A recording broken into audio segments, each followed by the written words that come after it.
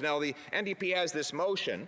They point out that corporations should pay what they owe. Well, we agree with that. We think they say there should be increased penalties for price fixing. Well, we agree with that too.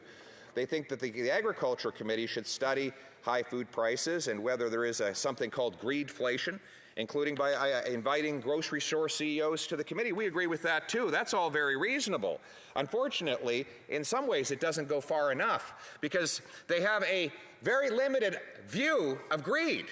They think that it only exists in the private sector. They ignore, in this motion, government greed. Right? Government greed. It's almost, they have this fantastical view of human nature. It's actually not, I wouldn't say that it's optimistic or pessimistic. It's both at the same time. They think that a human being is an angel when they work for the state, but a demon when they work in the private sector, as though greed is a part of human nature only in the free market, but when that's the same person who works for a company then transmits over and works for a bureaucracy or as a politician, all of a sudden they are purified of all greed and transformed into an entirely different being.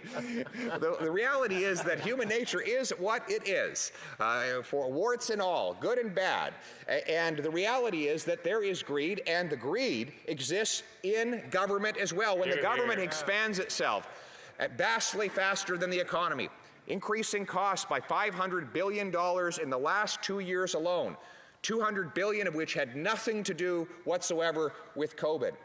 When the government, against the warnings of the Conservatives, gave corporations wage subsidies even though they could afford to pay out dividends to their shareholders and bonuses to their executives, the government was engaging in feeding that greed. When the government printed $400 billion, causing inflation to spiral out of control to the benefit of the super rich who saw their assets inflate, but to the disadvantage of the poor, who then lost purchasing power and watched house prices go out of reach so that they could never get out of their parents' basements or out of that 400-square-foot apartment. That was government greed that had caused that transfer of wealth from the have-nots to the have-yachts. So I just wish once in a while this party, the NDP, which believes in the endless expansion of the state, would for just once acknowledge the role that government greed has played in plaguing this country with the highest inflation in 40 years. The cost of government is driving up the cost of living. $500 billion in new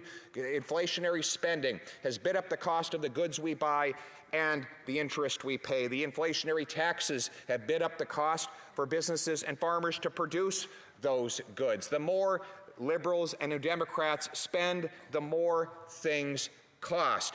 That's how we got into this mess in the first place. But the Liberals and the NDP, the costly coalition, want to double down on the problem by further increasing the costs on the backs of Canadians, by tripling the carbon tax, which will inevitably be passed on to consumers. You cannot tax farmers, truckers, and grocers without having those costs passed on to the people at the end of the grocery aisle. We know that they will pay those higher prices. We know they already have. Conservatives say enough. The time has come to cap government spending and cut government waste so that we can phase out the inflationary deficits and taxes, cancel the plan to triple the carbon tax, and instead deploy technology to make green alternative energy more affordable. Let's bring down the cost of energy rather than bringing it up. And speaking of which, let's remove the government gatekeepers that make this the 64th ranked country in the world when it comes to getting a building permit. 63 other countries give them faster. What does that mean? It means that farmers can put up their barns faster. It means that mines that would produce lithium, cobalt, copper, and other minerals for green electricity must wait longer and therefore cost more money.